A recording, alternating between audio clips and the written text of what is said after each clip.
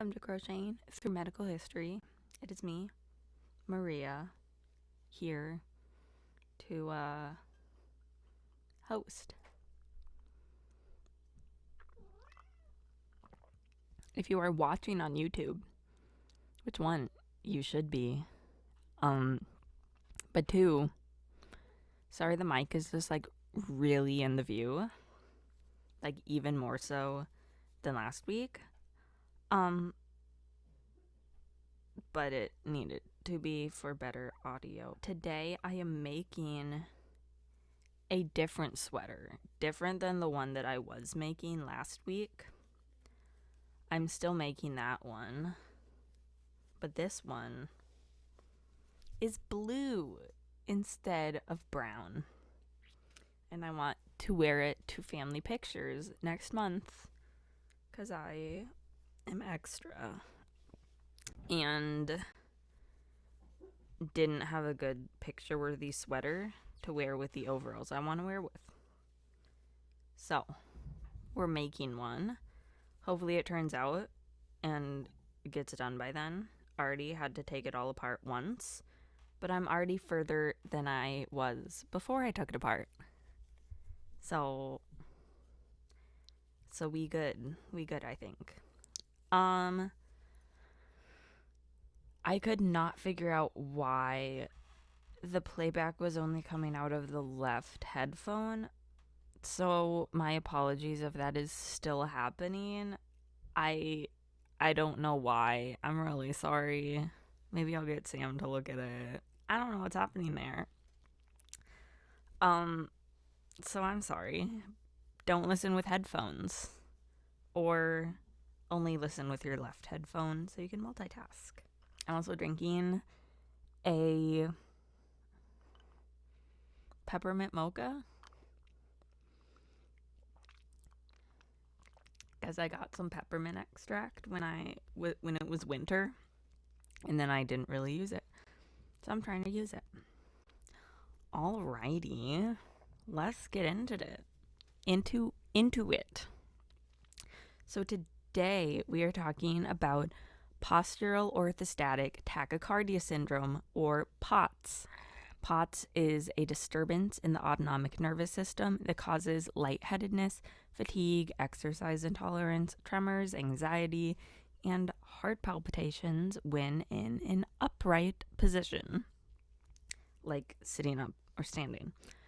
POTS was first seen in 1871 during the Civil War, with soldiers reporting abnormal postural tachycardia, or increased heart rate, following infections, wounds, or energy expenditure.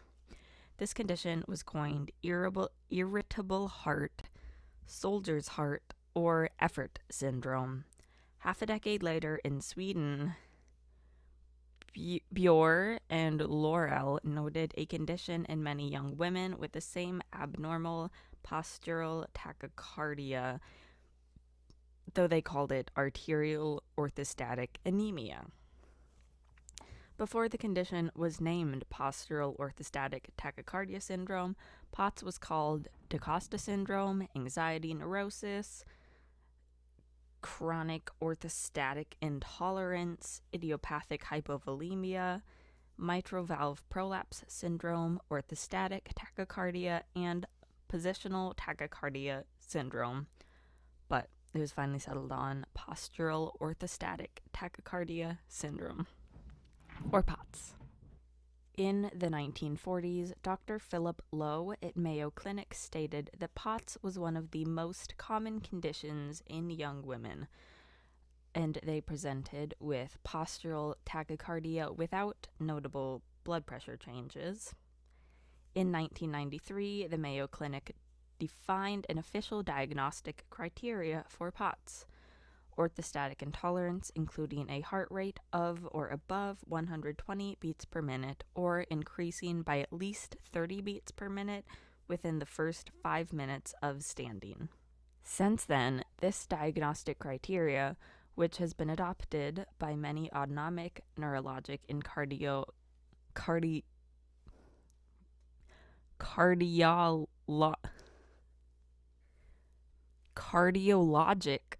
Organizations. POTS is more widely recognized and has been. Guys. It is like 8 in the morning. I wanted to be able to edit tonight so that I had enough time to get everything ready for tomorrow with the release. Clearly, it was not my brightest idea. I need to learn to read before this will work. Let's take a deep breath, everyone.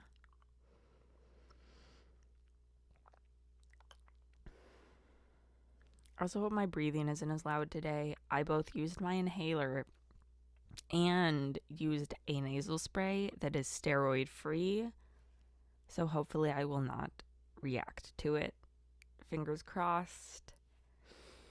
So far it has not helped, but I do not think I'm allergic to it. So, sorry my nose is still really loud. We're working on it. We're trying. All right. Is everyone refreshed? Have you taken a deep breath? Taken a drink?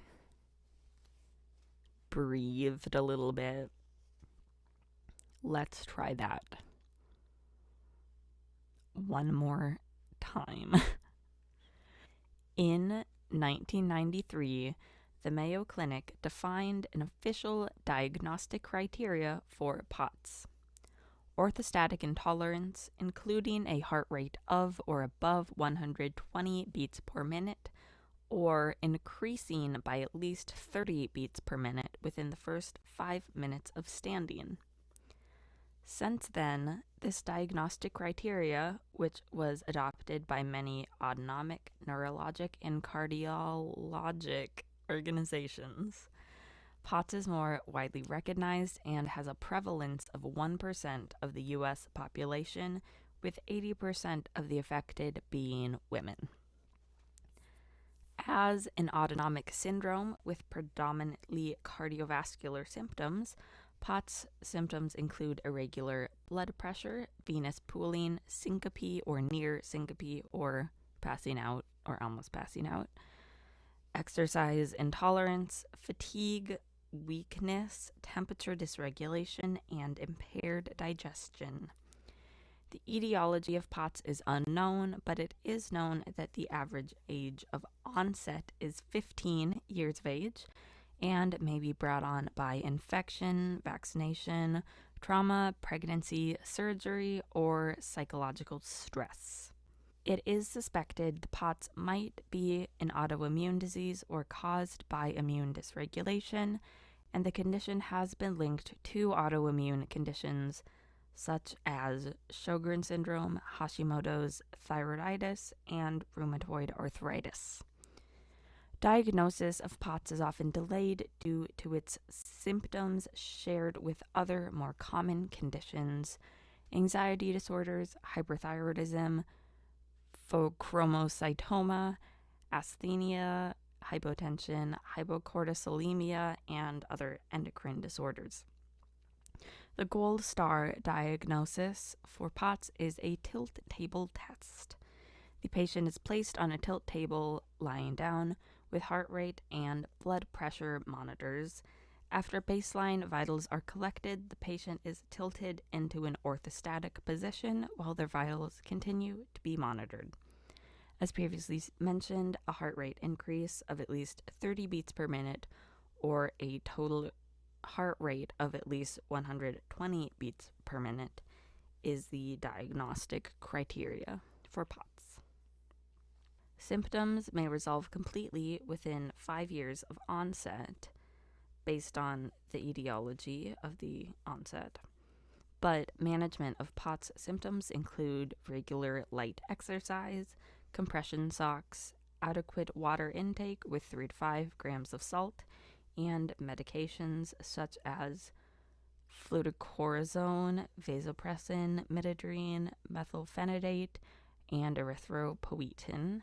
Drugs to avoid with the treatment of POTS are angiotensin converting enzyme inhibitors, alpha and beta blockers, calcium channel blockers, diuretics, monoamine oxidase inhibitors, tricyclic antidepressants, and phenothiazines. Aggravation of symptoms may occur with dehydration, extreme heat, and excessive water consumption.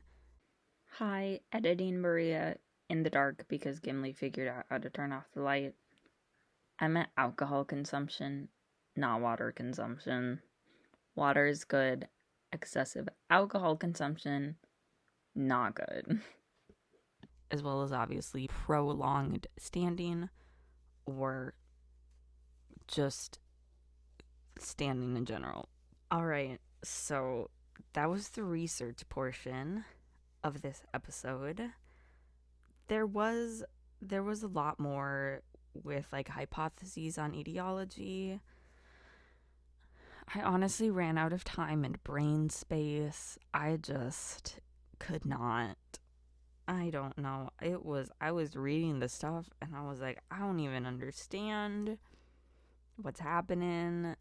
I don't understand what this means. So instead of butchering it, I'm just gonna move on.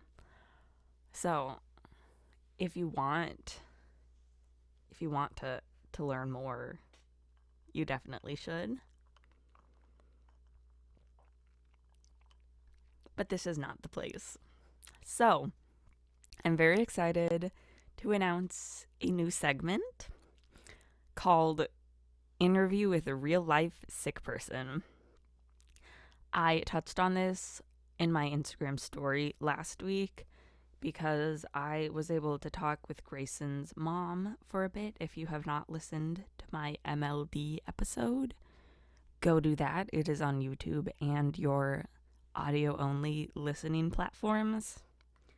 But I had the honor of connecting with the mom of a boy who had the condition, and I thought that was really cool. Once again, I'm confused at the end of a row. Hold, please.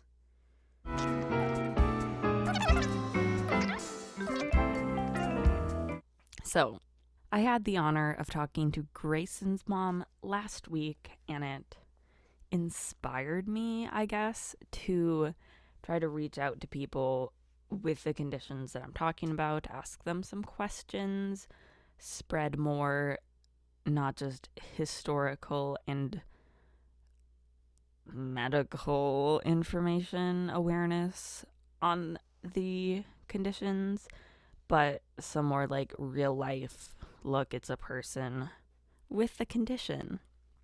So I'm very excited. I don't have the setup to like actually interview people, but I did send someone some questions and they were very kind to answer them for me. This person does want to remain anonymous, so I fully respect that. But thank you very much. You know who you are. Thank you for talking to me. I really appreciate it a lot, and I'm very excited for this segment. So, yes, this is Interview with a Real Life Sick Person. The first question is, what was your initial reaction when you were diagnosed? The answer was, my initial reaction was a wild mix of emotions, shock, understanding, disbelief, but it was mostly relief. I didn't have to live with this condition while not knowing what it was, and I had something I could tell my teachers. I definitely got teary in that doctor's office. The second question is, what are your top survival strategies for your condition? Number 1, salt packages are my best friend. I know not everyone needs or uses them, but they can seriously save me in a tough spot. 2, never go out alone. If I do pass out, someone has to be there to protect me. And on that same note, tell everyone about it, just in case. And 3, invest in aids. My favorites are shower chairs, shower and toilet rails, portable pillows, portable seats, and compression shorts and socks. I'm also saving for a service dog, but don't be afraid to use aids if you need them. What is the best thing to come from your condition? Definitely the community. I've discovered this wonderful community of POTS sufferers in just my city alone, let alone across the world. They help me feel less alone in this very humbling and sometimes lonely experience, and they are always willing to help another spoonie. Quick plug for me. If you don't understand the spoon reference, go and give a listen to episode 7, Fibromyalgia, for an explanation of the spoon theory. Moving on. What do you wish the general population knew about your condition? Please don't just assume that if someone has a medical episode in public that they are on drugs. That fear to help is so dangerous and has killed people before, and it's almost killed me before. So please, for the love of God, educate yourself. Google is free, and don't be afraid to help. And lastly, are there any groups or organizations related to your condition that you want to plug? They did mention a Microcat Machine on Instagram, or Allison Tenney, I believe. I mentioned her in the EDS episode.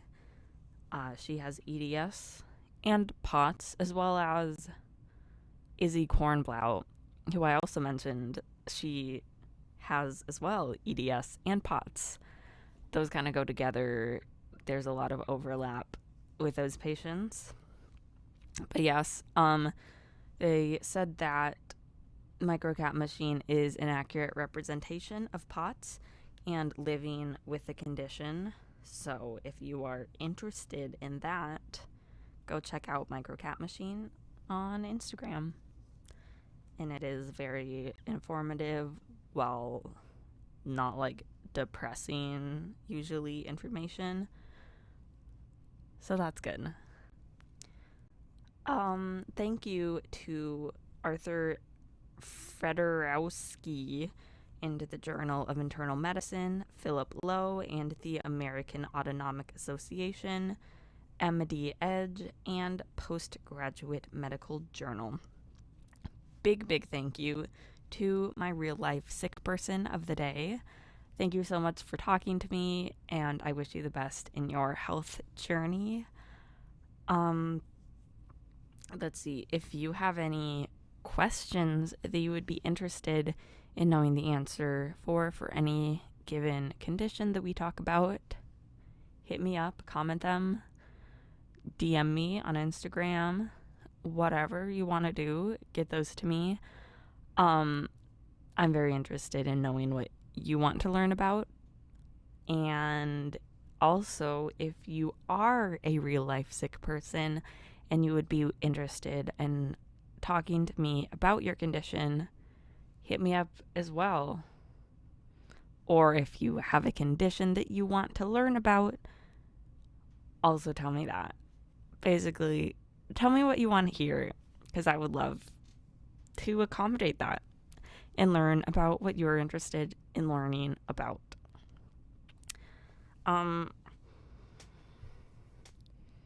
Look, it looks the same as when I started. Again, if you're on an audio only platform, go check out YouTube to see me crochet.